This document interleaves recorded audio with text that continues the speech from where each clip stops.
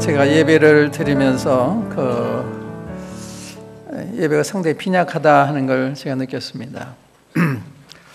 많은 분들이 예배에 대한 준비가 없이 오시는 게 아닌가, 또 주님하고 좀 교제가 없는 이런 삶을 살고 계신 게 아닌가, 이런 생각이 들어서 왜 그럴까 제가 두려운 마음이 들었습니다. 예배는 우리 영적 상태의 하나의 지표라고 한 표현이 맞는 말인지 모르겠는데, 우리가 주님과 잘 걷고 있다고 하는 증거 중에 하나입니다. 주님과 동행하면 예배 드리고 싶고, 또 주님 앞에 감사드리고 싶고, 내 자신을 드리고 싶고, 이런 마음이 생기는 건데, 우리의 삶이 우리가 세상에 끌려서 지는 생활하고 있지 않나, 이런 생각이 들었어요. 네, 그런데 이렇게 되는 데는 여러 가지 이유가 있는데, 그 중에 하나가 믿음의 문제라는 생각이 들어요. 이 믿음으로 아벨은 가인보다 더 나은 제사를 드렸다. 믿음으로, 예배도 믿음으로 나오지 않으면 못 드려요. 우리 자신을 바라보면 예배드릴 자격이 없죠. 또 주님이 하신 일을 생각하면 기쁜 마음으로, 감사한 마음으로, 믿음이라 하는 것은 아버지 하나님께서 아들 예수 그리스도를 통해서 내 모든 죄를 담당하신, 그래서 나를 주님이 아무 거리낌 없이 받으신다고 하는 그 믿음, 그게 믿음이거든요. 그래서 주님을 바라보고 나가는 게 믿음이에요. 또 주님 안에 있는 나를 생각하고 나가는 게 믿음이거든요. 근데 우리가 얼마나 놀라운 은혜를 입은 자들인가 하는 것도 제가 묵상을 했습니다. 얼마나 놀라운 자들인가.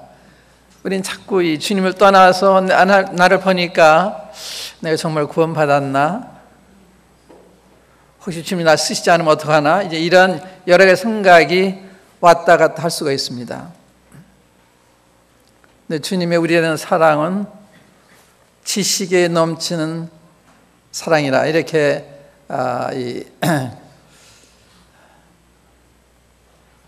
에베소에 기록이 되어 있습니다. 지식에 넘치는, 우리가 하나님 얼마나 위대하신 할 때 광대하시다, 광대하신 하나님 말씀하는데, 무한히 광대하신, 이 우주가 무한한 끝이 없는 것 같은 이 우주입니다. 이걸 만드신 분은 얼마나 크신 분이에요. 이거 무한히 광대하신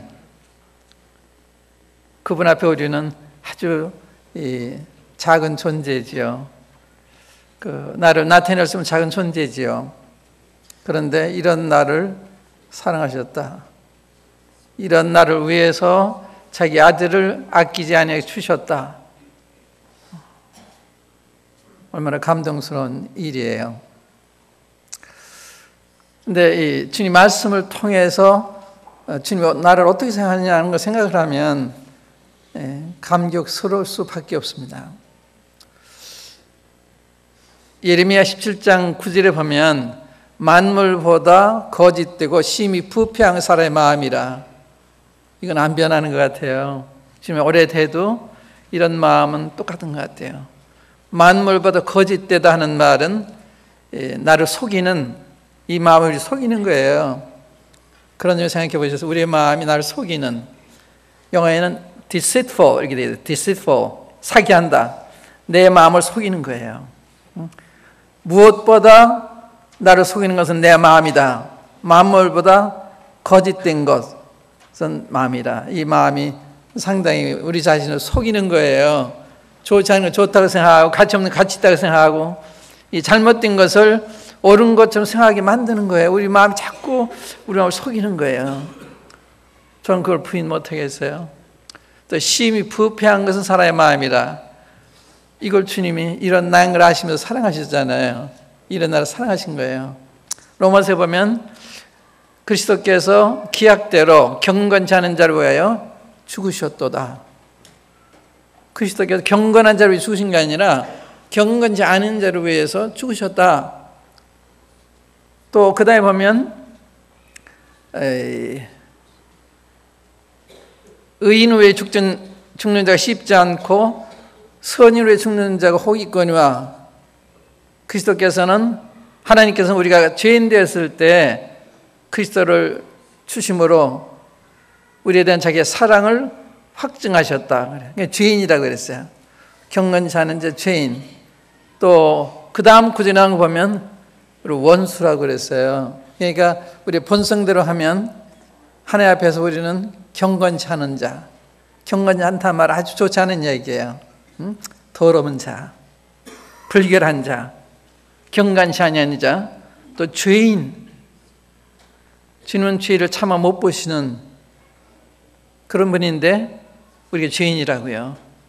또 죄로 하나님과 원수된, 왜 원수된지 아세요?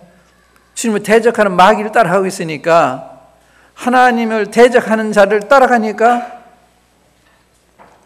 하나님과 원수지간에 있었던 우리인데 이런 우리를 사랑하신 거예요. 이런 우리에서 자기 아들을 아끼지 않게 주신 거예요. 그래서 우리 죄를 속였을 뿐만 아니라 우리 하나님이 자녀로 삼으셨잖아요. 하나님의 자녀라는 거 믿으세요?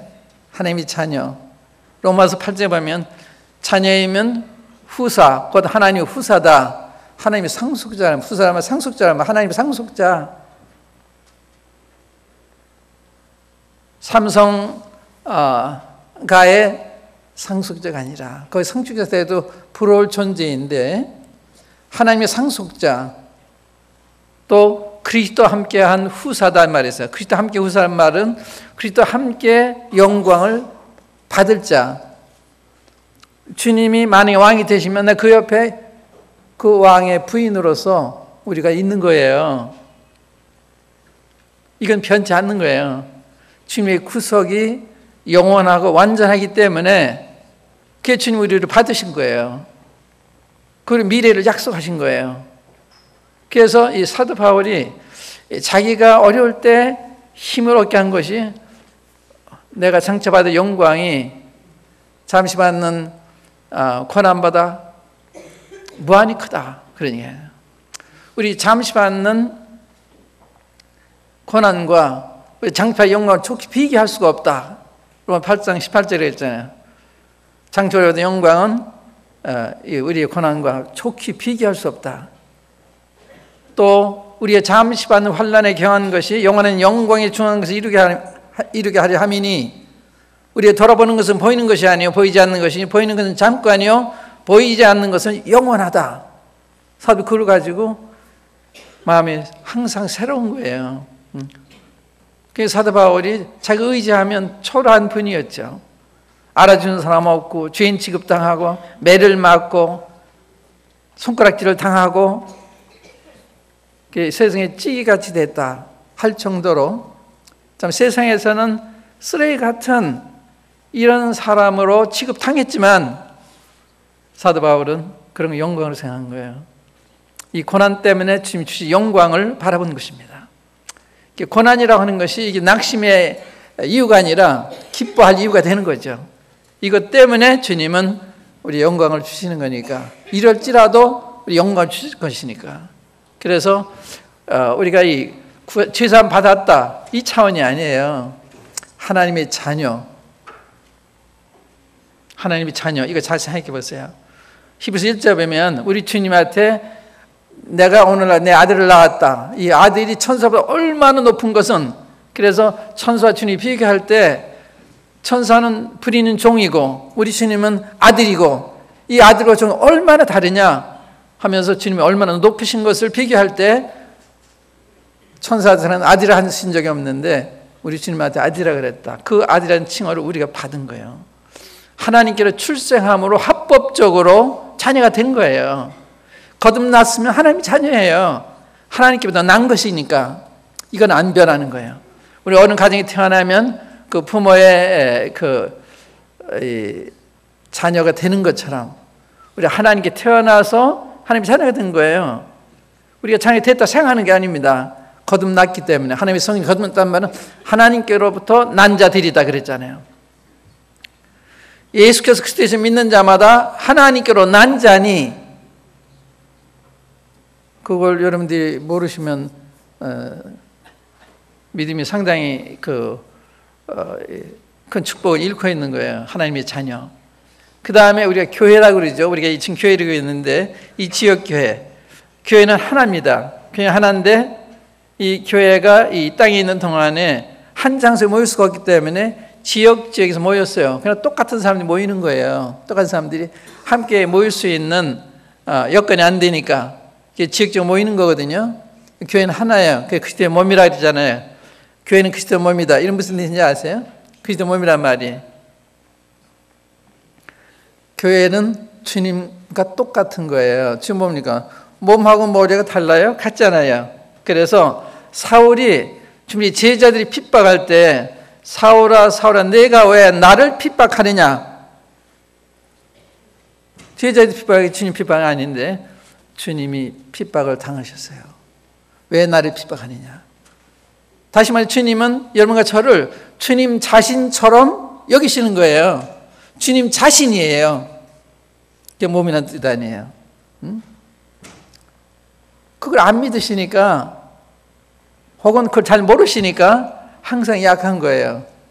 감사하고 기뻐하고 담대할 수 있는 이러한 복을 받은 사람으로서 복 받은 사람 같지 아니한 이런 말을 한다든지 행동한다든지 맞지가 않잖아요. 이런 사람 입은 자녀처럼 우리 주님의 몸인 것처럼 어디 가도 담대하게 이렇게 처신해야 그 간증이 되는 거예요. 고난 중에도 기뻐하고.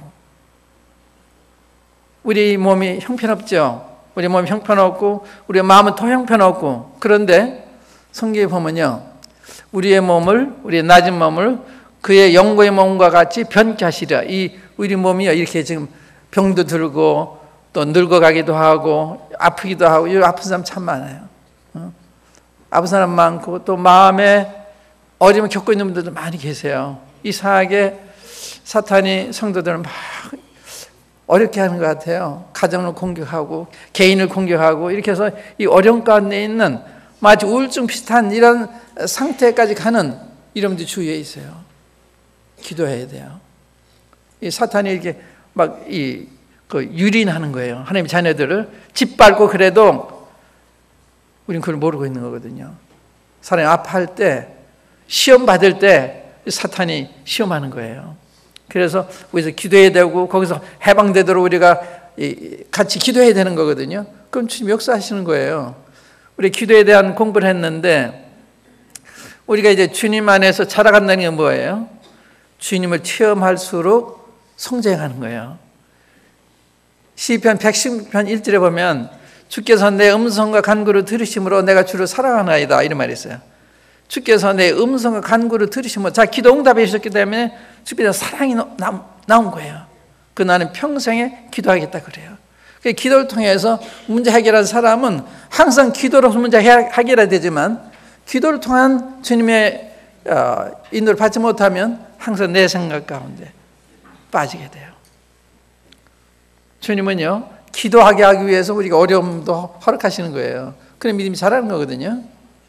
그래서 이 어려움이라 하는 것은 하나님 체험할 수 있는 기회가 되는 거예요. 좋은 기회죠. 우리 육체가 싫어하는 거지만 이럴 때 우리가 주님 앞에 은혜를 입게 되는 거예요. 기도원에 대한 이야기 나오잖아요. 이 사사기 6장부터 보면 기도에 대한 이야기가 나오는데 거기 보면 이스라엘 백성들 하는 게 범죄함으로 하나님께서 이스라엘 자손들을 미디안에게 붙였다 하는 말씀이 있어요. 미디안에. 이스라엘 미워하는 사람들한테 하나님의 백성을 붙이신 거예요. 괴롭히도록. 그래서 이 미디안 사람들이 이스라엘 사람들이 짓는 그 농지에 와서 씨 뿌리면 다 흩어놓고 농사가 안 되도록 흩어놓고 가축들 잡아가고 심히 미약해져요. 심히 가난해져. 그러니까 하나님께 부르짖었더라 그래요. 그때 기도하는 거예요. 기도 안 해요. 어렵지 않게 기도 안 해요. 그러니까 하나님이 기도하기 위해서 우리에게 그냥 환난을 허락하시는 거예요. 그러니까 환난이 없어도 좋고 있어도 좋고, 그런데 환난이 없을 때는 믿음을 지키게 사시는 어려워요. 어떤 분이 그런 얘기를 했어요. 아주 이 사역한 행제님인데 정말 어렵게 사는데 조금 주님이 이렇게 선물을 보내주면 보내주실 때보다 어려울 때가 더 안전했다. 저기 주님 바라보니까. 근데 뭐가 이렇게 충분히 공부되면 주님 의지할 마음이 덜 생기잖아요. 그러니까 이 고난이라고 하는 것이 우리는 필요해요. 고난이라는 게. 주님이 우리 고난을 통해서 우리를 교훈하시고 우리를 성장시키고 그러시는 거거든요. 그러니까 고난이 왔을 때 어떤 이유로 고난이 왔든지 간에 우리 하나님 앞에 의지하게 되잖아요. 그렇지 않아요? 의지하게 되거든요. 그때 하나님이 우리가 말씀하세요. 하나님이 체험하게 돼요. 그래서 사람들이 믿음이 자라가는 거거든요. 기도응답을 통해서. 기도응답을 받지 못하면 믿음이 안 자라요. 그냥 항상 인간적으로 생각해요. 그래서 우리 환난이 많이 있는데 이것을 인해서 낙심하지 말고 주님의 능력을 체험할 수 있는, 주님의 사랑을 체험할 수 있는 기회로 삼으면 축복이 되는 거죠. 그래서 범사에 감사라는 거예요. 범사의 와를 인정하라. 그러면 내 길을 지도하신다. 범사에 감사라. 이는 우리 주 예수 안에 있는 안에서 늘 하나님의 뜻이다. 이 범사는 어떠한 형태로 우리에게 고난을 왔든지 간에 우리를 축복하시기 위해서, 복을 주시기 위해서 그렇게 하시는 거예요. 우리가 그리스도의 몸이죠. 한번 생각하세요. 주님 몸이기 때문에 주님처럼 사하신 거예요. 아담이 하와를 데려왔을 때 아담이 뭐라고 그래? 이는 내 뼈 중에 뼈, 살 중에 살이다. 주님 우리에 대해 그렇게 얘기하시는 거예요. 똑같은 그 이상의 사랑으로 대하시고, 그렇기 때문에 자기 몸 아끼자고 주셨잖아요. 자기를 주실 만큼 사랑하셨다면 얼마나 나 사랑하신 분이에요. 그분 나 포기해요? 아니에요.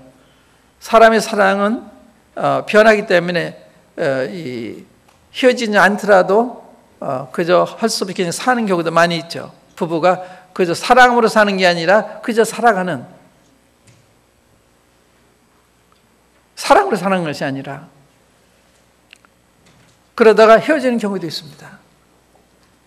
근데 주님은 우리를 나는 너희 버리지도 않고 떠나지도 않겠다. 이 약속이에요.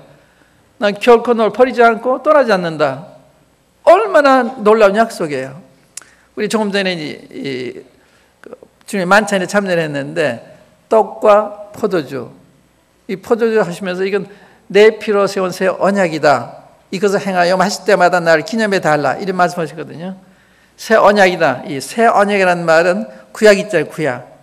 이 구약은 그리스도에 관한 하나님의 약속이에요. 이루어지지 않은 하나님의 약속. 신약은 이루어진 하나님의 약속. 그런데 새 언약이란 무슨 뜻인가 하면 내 피로 세운 새 언약이다. 거기에 대한 설명 조금 드릴게요. 히브리서 10장 한번 열어보세요. 히브리서 10장 열어보시면 새 언약에 대한 이야기가 나와요.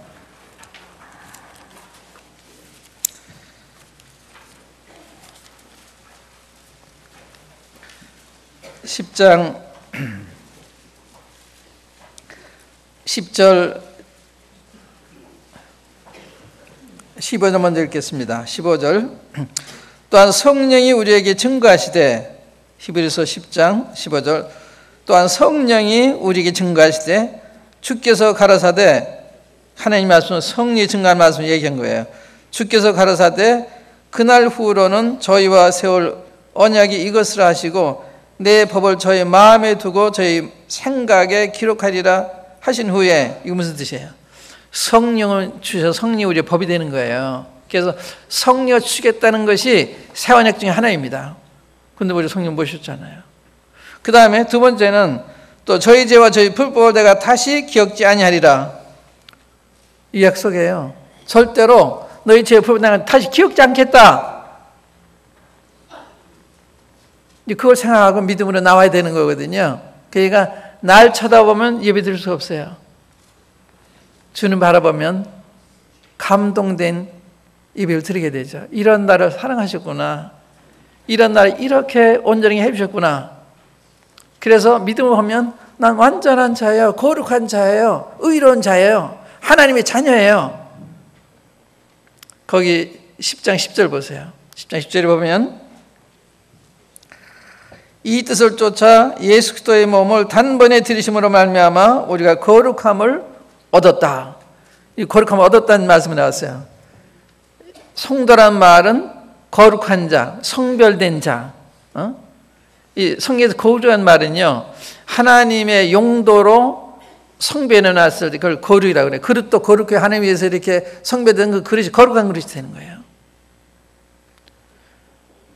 그래서 우리가 성도란 말은 하나님께 성별된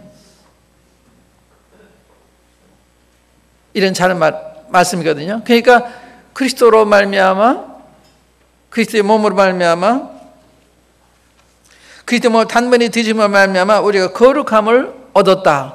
그래서 성도가 된 거예요. 우리 성결한 행동을 통해서 결단코 성도가 될 수가 없어요.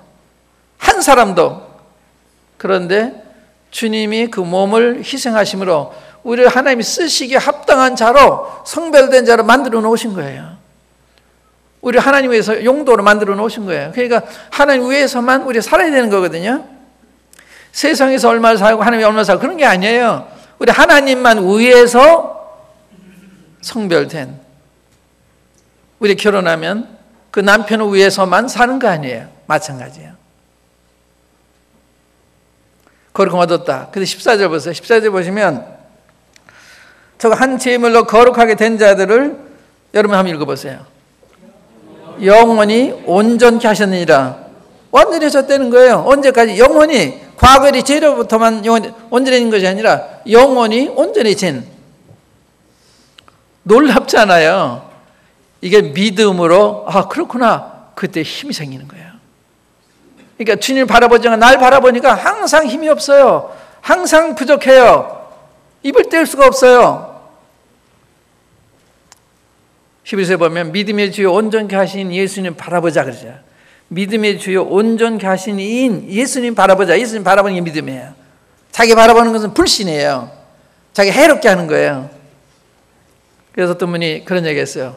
낙심하기 원하거든 자기 속을 쳐다보고, 실망하기 원하거든 옆을 쳐다보고, 기뻐하기 원하거든 위를 쳐다봐라. 주님 밖에는 기뻐할 길이 없어요. 주위 사람 봐도 실망스럽고, 나 자신 봐도 낙심스럽고, 이런 주님이 이렇게 계시잖아요. 이런 나를 조건 없이 사랑하시는, 사랑은요 조건이 없는 거예요. 사람의 사랑은 조건이 있는데 하나님 아가페 사랑은 조건이 없는 거예요. 그 사랑이기 때문에 우리 같은 사람 사랑하셨잖아요. 이렇게 거짓되고 부패한, 하나님 반역하는, 구원받은 다음에도 크게 달리지 않아요. 상당히 이기적이고, 제가 저를 볼 때도요, 하나님 얼마나 이 크신 사람 보여주셨는데 이렇게 내가 못 느끼나.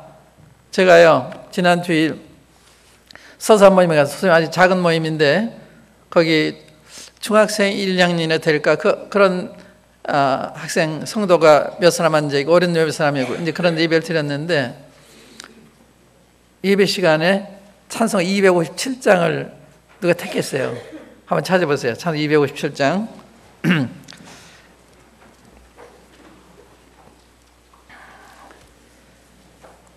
257장에 내게 있는 향유옥합 주께 가져와 그 발 위에 입 맞추고 깨뜨립니다. 이 찬송 부르는데 제가 준비 없이 왔구나 하는 생각했어요. 난 그 향유옥합을 가져오지 못했는데, 그러면 마리아가 이 향유옥합을 가져올 때 얼마나 마음이 감동됐는지, 주님께서 죽은이 나올 때는 자기 오라버니를 살리는 것을 보면서 주님에 대한 그 믿음이 바뀐 거예요. 그래서 자기가 가장 소중히 여기던 이 비싼 향유를 주님께 가져온 거예요. 그러니까 이 주님이 얼마나 크시고 나를 사랑하신 분인가 하는 걸 생각할 때 우리는 우리 자신을 다 드려도 부족하잖아요. 주님에 살고 싶어지잖아요. 어떠한 일에도 주님 써주십시오. 무슨 일 좋습니다. 이런 마음이 생기는 거 아니에요. 그래서 하나님의 자녀가 어떤 일을 구분해서 한다, 그런 건 좋은 태도는 아니에요. 이스라엘 왕 다윗이 나는 딴 데 첫날보다 하나님의 집에 문지기로 있는 게 더 좋사오니. 문지. 예. 주님 문지기 하는 거 되게 좋다. 주를 위해서라면 뭘 해도 괜찮은 거예요. 성경 보면 장작 패는 사람도 있고 물 기르는 사람도 있고 여러 가지 하는데 이 장작 패는 사람이나 물기로 오는 사람이나 성전에서 제사를 드리는 제사장이나 차이가 없는 거예요. 하나님 보실 때는 하나님이 부탁한 일을 하는 거니까. 그러니까 우리가 보고 이건 좋다, 이건 천하다, 그러 하는 거 아니에요. 주님이 주신 건 다 이게 성스럽고 영광스럽고 특별한 거죠. 그러니까 우리 보는 관이 굉장히 믿음으로 볼 때 상당해요. 아까 제가 이 잠언을 어떤 분이 저를 보더니요, 오늘 참 예쁘다 그랬어요. 우리 형제님이 예쁘다 그랬어요. 그래서 형님 눈이 좋으신 거죠. 그래서 내가 그 말씀을 찾았어요. 그 잠언 20장에 보면 선한 눈을 가진 복되다. 눈이 선하면요, 사람이 착하게 보이는 거예요. 눈이 악하면 선한 사람도 악하게 보는 거예요. 그 원리를 아세요? 이 눈에다가 파랑경 쓰면 파랗게 보이는 거예요. 빨강 쓰면 빨갛게 보이는 거예요. 미운 마음을 가지면 밉게 보이는 거예요. 착한 사람도. 그런데 사랑의 마음을 가지면 좋게 보이는 거예요. 그래서 어머니들이 자기 자식이 귀여운 거 왜 그래요? 딴 아이도 잘생겨 귀여운 게 아니에요. 모성애가 있으니까 귀엽게 보이게 하는 거예요. 그게 안경이거든요. 선한 눈을 가진 복이 있다. 그래서 저를 보고 예쁘다고 그러고 아름답다 그러면요, 전 그런 생각이 들어요. 제가 예쁜 사람이 아니잖아요. 그런데 이 상태가 좋은 거예요. 그분이 상태가 좋으니까. 여러분 상태가 좋으면 성도들이 다 귀하게 보이는 거예요. 그래서 이 발람 거기서 발람이 이스라엘 저주로 갔다가 성령의 감동이 되니까 야곱이 이 장면이 어찌 그리 아름다운 거 그래요. 그 사람이 아름다운 사람이 아니었어요. 그러니까 성령에 감동됐을 때 형제자매를 보는 눈은 다른 거예요. 사랑스럽고 아름답고 그런 거예요. 그래서 문제가 우리한테 있는 거예요. 성도들이 뭐 어떤 거 갖고 그러면은 나한테 문제가 있는 거예요. 내가 지금 마음이 잘못되어 있는 거예요. 사랑이 있으면 다 귀하게, 사람은 다 존귀가 있어요. 고유의 존귀가 있습니다. 다 사람마다 남이 가지고 있지 않은 그 존귀가 있어요. 모든 사람은 다 귀한 거예요. 사람은 비교하는 건 난 옳지 않다고 생각하거든요. 다른 거예요. 다 우리 몸에서 비교해 보세요. 넌 손가락이 길고 넌 짧고 그렇게 안 하잖아요. 이 다른 거예요. 다른데 서로 필요한 거예요. 우리 서로 다른 게 우리 서로 필요한 거거든요.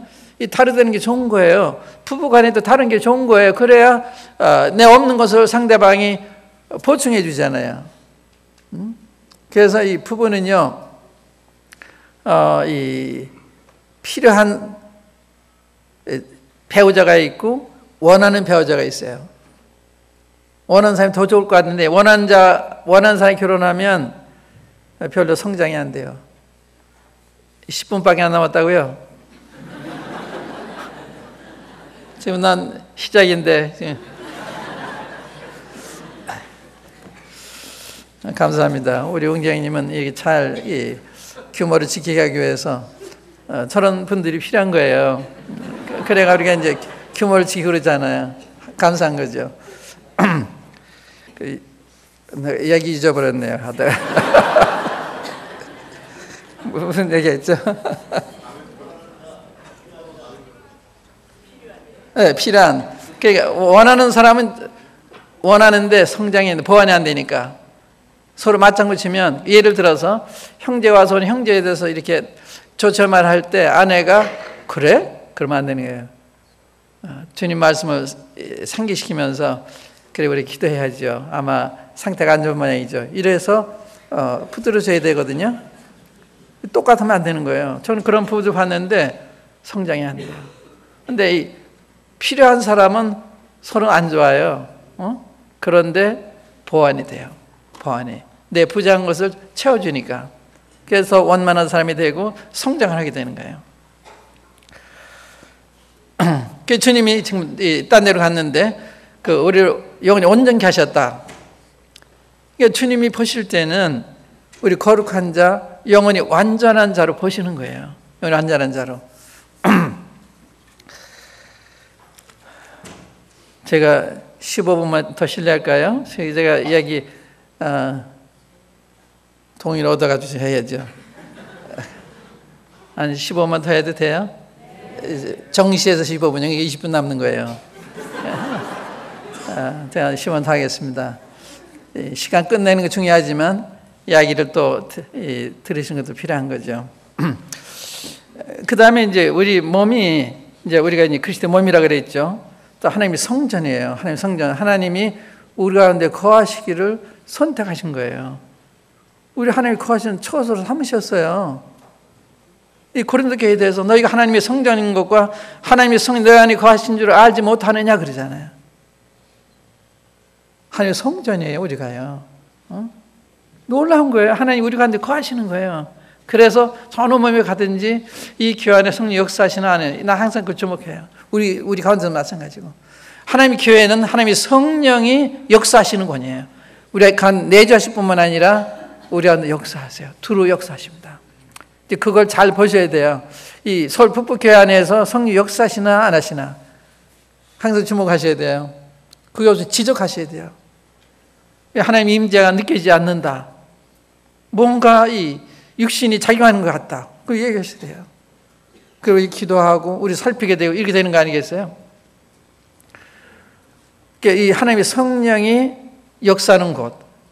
거기에 대한 이야기 부연할 수가 없고 다만 이제 그렇게 말씀드리고 그 다음에 우리가 그리스도의 신부잖아요. 그리스도의 신부. 그렇기 때문에 그리스도 함께한 후사가 되는 거예요. 그리스도의 신부이기 때문에. 이런 점에서 여러분들 쳐다보세요.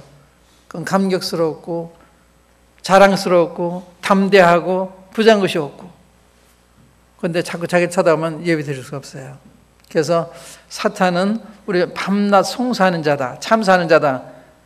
계시록에 기록되어 있어요. 11장에 보면 밤낮 참사하던 자가 쫓겨나고 밤낮 형제도 참사해요. 내가 날 참사해도 이게 사탄의 역사. 형제가 다른 형제를 비방을 해도 이게 사탄의 역사. 참사하면 비방한단 말이에요. 비방할 말 하지 마세요. 그러면 원수의 일을 하시는 거예요. 사탄의 일을 대변하는 거예요. 성령 역사할 때는 사랑하는 거예요.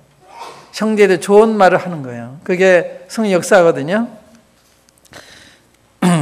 거기까지 말씀을 드리고요. 제가 오늘은 사실은 본문은 불신 결혼에 대한 이야기를 드리겠습니다. 요즘 이 불신 결혼하는 경우가 많이 있기 때문에 불신 결혼이라는 게 뭐냐? 믿는 사람, 믿지 않는 사람 결혼은 불신 결혼이라고 그래요. 그럼 왜 하나님이 믿지 않는 자와 결혼하지 말라 그랬느냐? 그걸 잘 아셔야 돼요. 왜 말라 그랬나? 우리 구약부터 보겠습니다. 구약 신명기 7장 한번 열어보세요. 신명기 7장에 보시면 이스라엘 백성들한테 하신 말씀이에요. 우리 청년들이 다 참사했는지 모르겠는데 청년들 잘 결혼할 청년들이 들을 뿐만 아니라 청년들의 부모님 되신 분들도 잘 보셔야 돼요. 하나님 말씀 어기면 그게 불행의 원인이 되는 거예요. 7장 시간 관계에서 2절부터 읽겠습니다. 2절부터 내 하나님 여호와께서 그들을 내게 붙여 너로 치게 하시리니 그때 너는 그들을 진멸할 것이라. 그들과 무슨 언약도 말 것이요 그들을 불쌍히 여기지도 말 것이며 또 그들과 혼인하지 말지니 내 딸을 그 아들에게 주지 말 것이요 그 딸로 내 며느리를 삼지 말 것은 그가 내 아들을 유혹하여 그로 여호와를 떠나고 다른 신들을 섬기게 함으로 여호와께서 너에게 진노하사 갑자기 너희를 멸하실 것임이니라. 이게 이제 구약 율법 바세의 말씀입니다만은 원리는 똑같아요. 이렇게 믿지 않는 자 결혼하지 말라는 말은 믿지 않는 결혼하게 되면 그 사람의 영향을 받게 돼서 하나님을 떠나게 되는 신앙생활에 자유를 누리지 못하는 이 갈등을 겪게 되는 원인이 되는 거예요. 그러니까 행복할 수가 없죠. 그래서 신명기 7장에 보면요, 섞는 거, 예를 들어서 이 포도원에 다른 씨를 뿌리지 말라는 거예요. 그럼 상하게 된다는 거예요. 포도가 또 소와 나귀로 쟁이를 끌지 말게 하는 거예요. 소는 하나님께 드리는 정한 짐승인데 나귀는 아니에요. 하나님이 드릴 수 없는 짐승이에요. 그러니까 다르잖아요, 종류가요. 종류가 다른 것끼리 이렇게 합치지 말라는 거예요. 믿는 사람끼리 하라는 거예요. 그것도 한번 읽어보겠습니다. 이 7장이 아니고 22장입니다. 22장에 보면 신명기 22장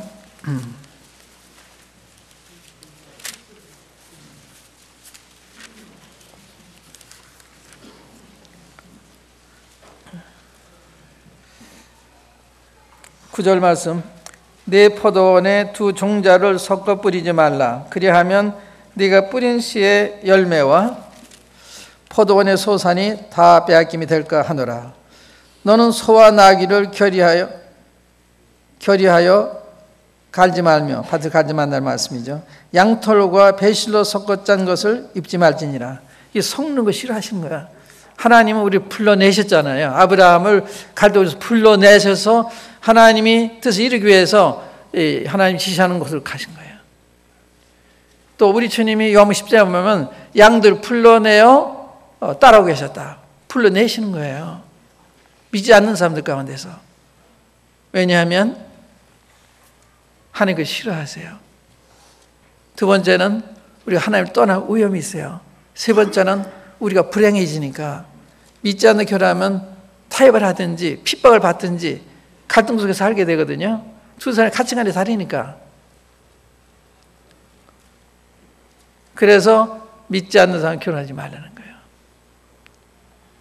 어저께 제가 청년들에 이런 얘기를 했는데 청년들한테 믿지 않는 자와 데이트도 하지 말아라.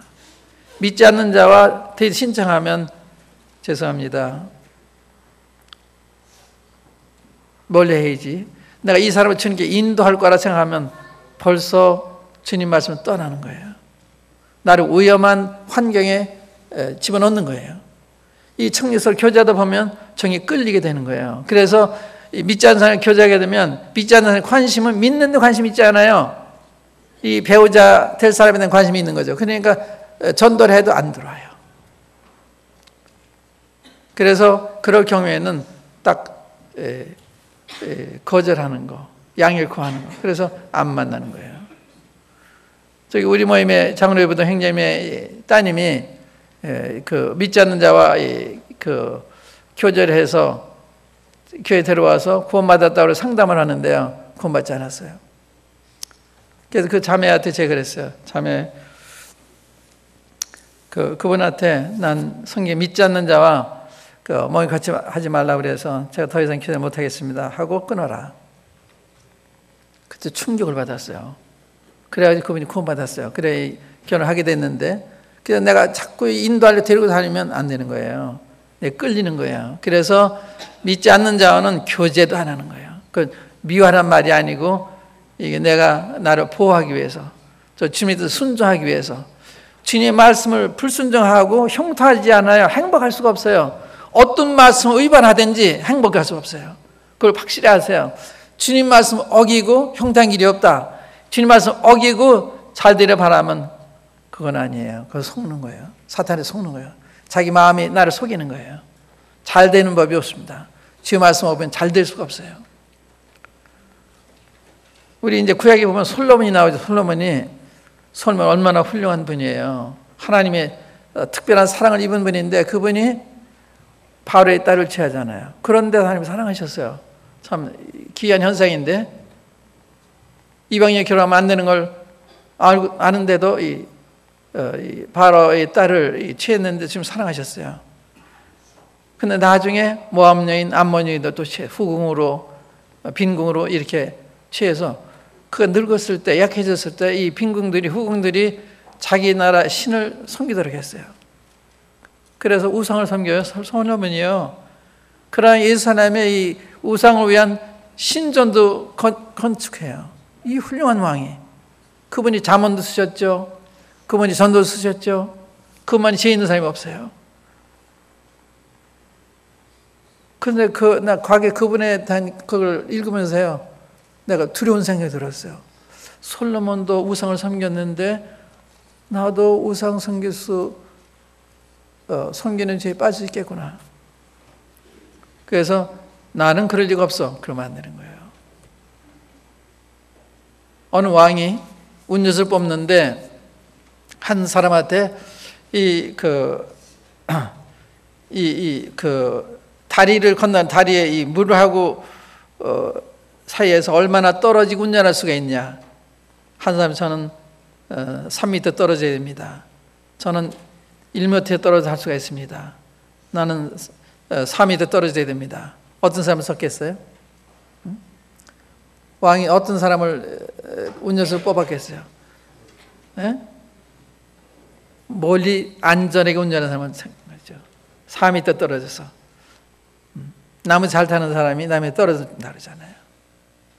그래서 항상 안전한 길을 걷는 하나님 말씀에 어기면 자기들 불행한 거예요. 그때 하나님 경험하는 거예요. 하나님의 의지하고 그날 그 일을 구하면 하나님 우리를 돌아보시는 거예요. 그러니까 제가 청년에 들었어요. 결혼하는 걸 기대하지 말고 주님 성기는 내 마음을 두고 살아라. 그럼 주님이 사람을 갖다 주시는 거예요. 원리가 그렇습니다. 결혼한 사람은 자기 최고의 배우자 원하잖아요. 그럼 상대방 최고의 사람을 원하는 거예요. 그러니까 내가 최고의 사람이 돼야 되는 거예요. 내가 신령한 사람이 돼야 신령한 사람의 배우자가 될 수가 있는 거예요. 내가 육신적으로 살면 육신적인 사람의 배우자가 되는 거예요. 그 다음에 이제 자녀들한테 하게 됩니다. 니네 13절에 보면 아스돗 사람들하고 결혼했는데 이 아이가 아스돗 나라의 말을 반쯤하고 유다 말을 하지 못했다고 그랬어요. 어머니가 이방인일 때는요, 외국인일 때는 그 외국인의 말을 하지만 아버지 나라의 말을 못해요. 어머니 영향을 받기 때문에 자녀들한테 영향이 가는 것입니다. 부부가 서로 갈등하면 자녀들한테 좋은 일이 아니죠. 그러니까 자녀들 위해서도 안 하는 거예요. 또 그러면 불신 결혼할 때 우리 어떻게 되느냐, 여기에 대해서 참 혼동들을 많이 하시는데, 이 부모님들이요, 누가 사귀어 있다면 그 사람 구원받은 사람 이거 먼저 물어보셔야 돼요. 구원받았냐, 구원받지 않으면 멀리해라. 그렇게 하셔야 되는 거예요. 그래야 자녀들 보호하시는 거예요. 그런데 부모님이 잘 모르시기 때문에 그 사람 괜찮다, 사귀어봐라, 그러시면 안 되는 거예요. 자녀가 아니면 갈등 속으로 밀어넣는 거예요. 제가 과거에 나이가 많은데 세상에서 중매가 많이 들어오는데 안 한다 그러고 나는 듣는 결혼 못하니 그 어머니가 찾아와서 얼마나 저를 욕하는지. 그래서 제가 그분한테 보세요. 지금 어머니하고도 이 갈등이 있잖아요. 모르는 사람 결혼하면 어떻게 되겠어요? 어머니가 이렇게 딸이 주님 말씀 따라가니까 못마땅해서 막 화를 내고 교회가 쫓아오셨는데, 믿지 않는 사람 결혼은 안 되는 거다. 믿지 않는 결혼할 때 거기 참여하면 어떻게 돼요? 그러면 하나님의 불순종하는 교회가 되는 거예요. 그래서 우리 마음은 이해하고 싶지만 그게 상대방을 위한 길이 아니에요. 믿지 않는 결혼할 때는 모든 걸 금하는 것이 상대방을 위하는 겁니다. 미워서 그런 게 아니에요. 그래서 그런 데는 우리 광고도 안 하고 참여도 안 하는 거예요. 그러나 뭘 해야 되느냐? 그 사랑하잖아요. 그러니까 부모들은 그런 분이 아니잖아요. 그러니까 우리가 부조도 하고 사랑을 나타내야 되는 거예요. 그러나 참석하는 것은 공적인 일에는 우리가 삼가는 것이 배우자를 위해서 좋고 다른 젊은 사람들 위해서 좋고 우리 자신을 위해 좋고 이 경건을 유지하는 방법이에요. 그래서 불신 결혼에는 아예 교제부터 하지 말라고 하고 또 그게 결혼하게 될 때는 멀쩡함없이 떠나 있어야 돼요. 그래야 자기가 사랑하는데도 그런 거 보고서 자기를 돌아보게 되는 거예요. 뉘우치게 되는 거거든요. 그래서 믿지 않는 결혼하는 건 안 되는 거예요. 그건 주를 위해서도 자신을 위해서도 다른 성도를 위해서도 자녀들을 위해서도 안 되는 거예요. 이제 고린도 후서 6장에 신약에 와서 이제 사도 바울의 가르침이죠.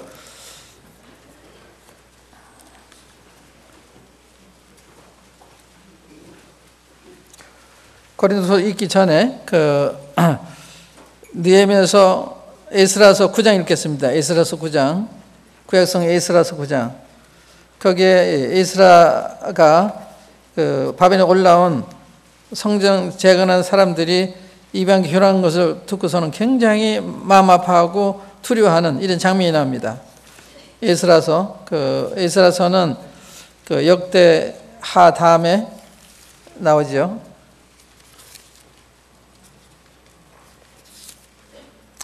에스라서 9장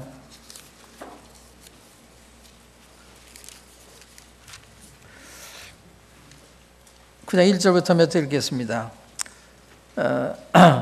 옛날 성경으로는 723페이지에 구약의 723페이지 에스라서 9장. 이 일 후에 방백들이 내게 나와 가로되 이스라엘 백성과 지상들과 레위 사람들이 이 땅 백성과, 이 땅 백성은 이방 가나안 땅 백성, 이방 백성이죠. 이 땅 백성과 떠나지 아니하고 가나안 사람과 헷 사람과 브릿 사람과 여붓 사람과 암몬 사람과 모압 사람과 애굽 사람과 아모리 사람의 가증한 일을 행하여 그들의 딸을 취하여 아내와 며느리를 삼아 거룩한 자손으로 이방 족속과 서로 섞이게 하는데 방백들과 투목들이 이 죄에서 더욱 으뜸이 되었다 하는지라. 내가 이 일을 듣고 속옷과 겉옷을 찢고 머리털과 수염을 뜯으며 기가 막혀 앉으니 이에 이스라엘 하나님의 말씀을 인하여 떠는 자가 이 사로잡혔던 자의 죄를 인하여 다 내게로 모여오더라. 여기 하나님의 말씀을 인해 떤다는 말씀이 있어요. 하나님 말씀 두려워하지 않으면 사탄이 마음대로 끌고 다닐 수가 있습니다. 하나님에 대한 경외심이 지식의 근본이다. 지혜의 근본이다. 그래서 하나님의 두려움이 없을 때는 어떠한 불행한 데 끌려갈지도 몰라요. 이 솔로몬이 바로 취한 그 마음의 그 허점이 나중에 모압 여인, 암몬 여인 이런 걸 얻게 하는 거예요. 그러니까 이 조그만 일에 타협하면 다른 일에도 타협할 수밖에 없는 그러한 문을 열어놓는 거예요. 그래서 이 주의 뜻이 아닌 것은 단호히 거절하는 이것이 지혜입니다. 이제 그 고린도후서 6장 보시면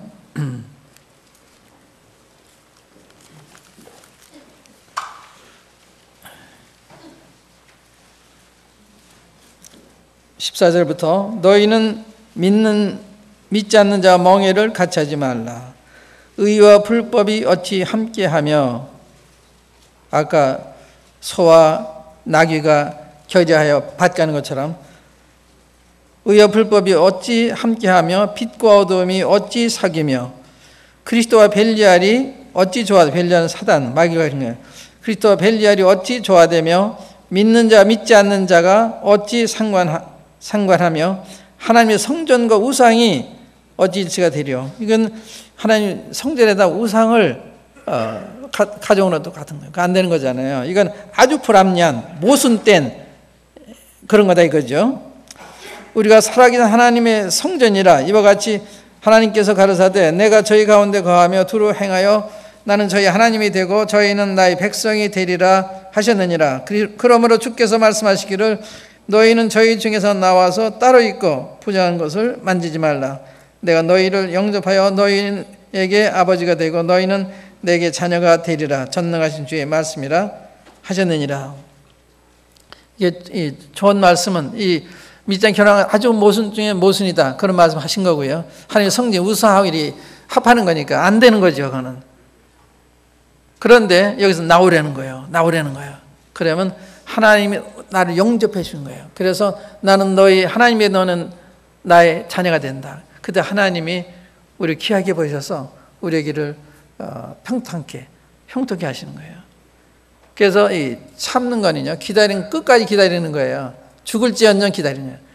그걸 주님 보시고 원하시는 거예요. 우리가 주의 말씀을 끝까지 순종할 때 이 사람은 됐다 이렇게 되는 거예요. 그런데 끝까지 기다리지 못하고 그렇게 되면 주님 우리 신뢰를 못하세요. 무슨 일을 맡기지 못하세요. 얘는 조금 어려우면 타협하니까 주님 앞에 신뢰받는 사람이 되어야 되는 거예요.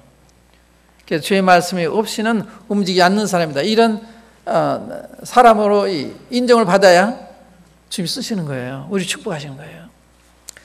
그래서 믿지 않는 자와 결혼에 대한 말씀을 드렸는데 불행하게 이렇게 결혼이 된 분들이 계시면 이제 사랑해서 이제 돌아오도록 전력을 다해야죠. 전력을. 엎질린 물이니까 어떻게 해요? 이제 건져야죠.